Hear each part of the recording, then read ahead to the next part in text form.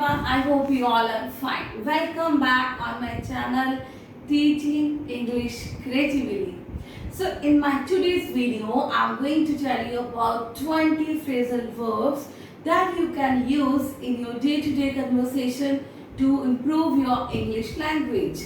So मेरे प्यारे दोस्तों, आज मैं अपनी वीडियो में आपको 20 ऐसे फ्रेजल वर्ब्स के बारे में बताने जा रही हूँ जो आप अपनी रोज की डे टू डे कन्वर्सेशन में इसको यूज कर सकते हैं और अपनी इंग्लिश को और भी अच्छा बना सकते हैं।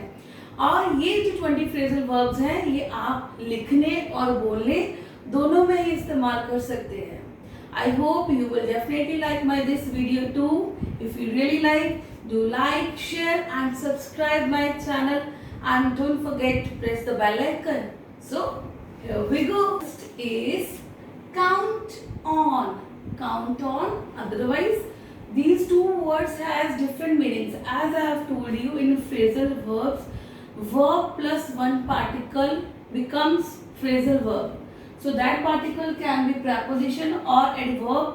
You should not focus on this. आपने ये चीज पे फोकस नहीं करना है कि जो वर्ब के साथ में एड हुआ वर्ड है वो preposition है या adverb, हमें उसके साथ कुछ भी नहीं लेना देना। हमें इसके साथ भी कुछ भी लेना देना नहीं है कि वर्ब का मतलब अकेले क्या बनता है, राइट? बट हमें ये ध्यान में रखना है कि together what they make the meaning, वो दोनों मिलके क्या मतलब बनाते हैं। We have to focus only on that for all, right? So first is count on. Count on means भरोसा करना या रखना. ये हम तब यूज कर सकते हैं जब हम किसको ये कह सकते हैं that you can count on me easily, तुम मेरे पे आराम से भरोसा कर सकते हो, right? Next is get off. Get off ये यूजली हमने तब यूज करना है जब हम किसी को किसी चीज से, गाड़ी या बस से किसी चीज से उतरने के लिए हम बोलते हैं. Like if I want one of my friend to get off my car, so I can use please get off from my car, कि तुम मेरी गाड़ी से नीचे उतर जाओ. Next is call off. Call off means रद्द करना या रोकना, किसी चीज को थोड़ी देर के लिए पोस्टपोन कर देना या कैंसिल कर देना या उसको आगे कर देना. सो as due to coronavirus, some people have called off their wedding plans. तो उन्होंने इस टाइम के लिए या तो अपने वेडिंग प्लान्स जो है वो रद्द कर दिए या आगे कर दिए, राइट? रोक दिए. Back out. Back out means मुकरना. someone say something but later on वो उस चीज से मुकर जाता है, तो at that time we can use this phrasal verb back out, that you have back out from your words. Earlier you promised me that you are going to do this for me, but now you have back out. अब तुम अपने word से मुकर गए हो, right? Next is keep up. Keep up means कायम रखना.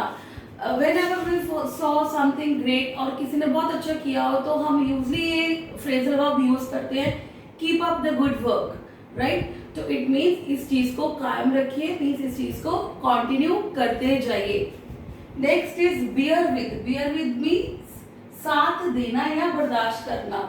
Like अगर आप कोई चीज को बर्दाश्त कर रहे हो तो आप दूसरे से एक्सपेक्ट कर रहे हो कि तुम भी उसमें मेरा साथ दो.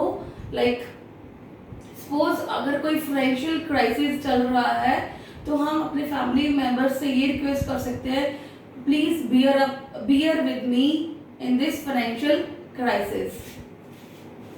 Freak out. ये बहुत ही इंपॉर्टेंट फ्रेजल वर्ब है, ये आजकल बहुत कॉमनली यूज हो रहा है. फ्रीक आउट मीन्स घबरा जाना.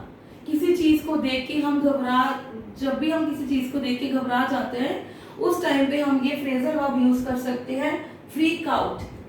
When I saw the accident I just freaked out, कि जब मैंने एक्सीडेंट देखा था उस टाइम पे मैं बहुत ज्यादा घबरा गया था या घबरा गई थी, right? Next is look after. Look after means किसी चीज की टेक केयर करना, देखभाल करना.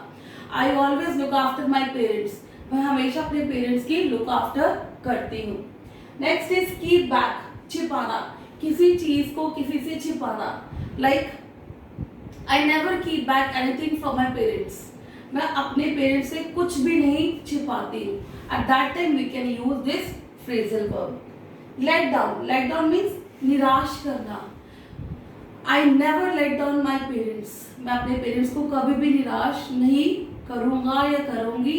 और आप ये किसी और जगह पे भी, किसी भी जगह पे यूज़ कर सकते हैं जब आपने किसी को ये कहना है कि मैं कभी भी निराश नहीं करूँगा या करूँगी या करूँगा. और आप ये भी कह सकते हो like I have given you this job, but you let down my all you can say beliefs or faith on you.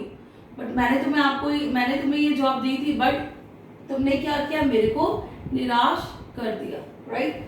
Next is stick to. एक ही बात में डटे रहना. इस दुनिया में बहुत से ऐसे लोग हैं जो एक बार जो कह देते हैं उस बात पे खड़े रहते हैं. Like if you can say, if any person is like there in your life, you can also say that he always stick to his words. तो means जब जो उसने चीज कह दी वो उस चीज पे खड़ा रहता है.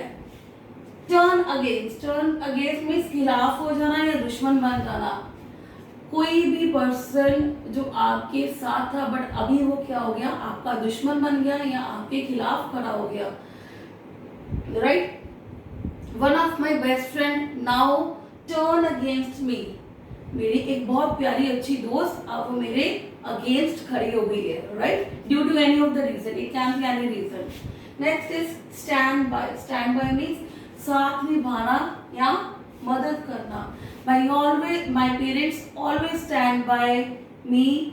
मेरे पेरेंट्स हमेशा मेरे साथ खड़े रहते हैं, मेरा साथ निभाते हैं. At that time we can use this phrasal verb. Now next 14 cut in means किसी को बीच में ही टोक देना.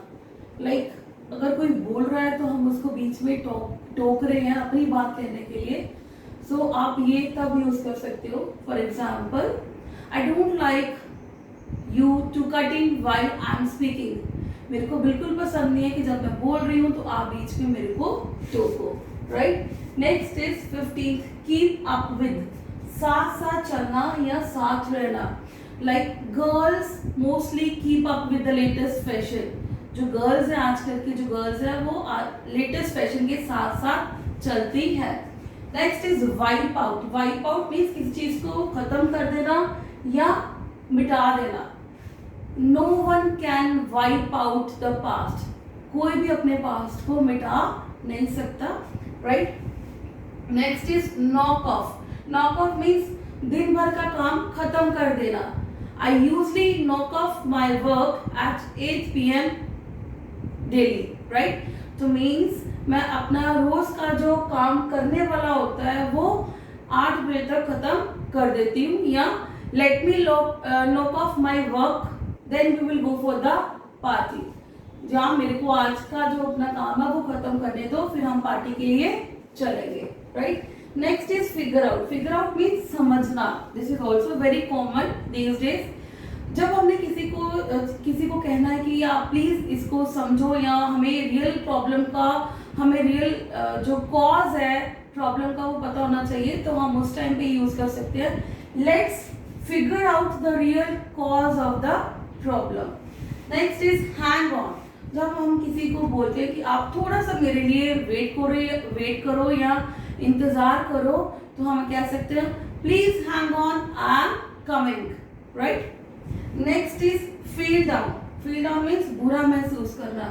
फॉर एग्जाम्पल आपने कुछ ऐसा सुन लिया जिसकी वजह से आप अच्छा महसूस नहीं कर रहे हो, आपको बहुत अजीब सा लग रहा है, तो eight that time you can use like last night I got very sad news, so I am feeling down today. Right. So these are the 20 phrasal verbs.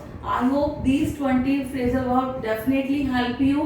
If you really like this video, do like, share and subscribe my channel, and don't forget to press the bell icon. Thank you so much. Keep supporting, keep sharing. Thank you.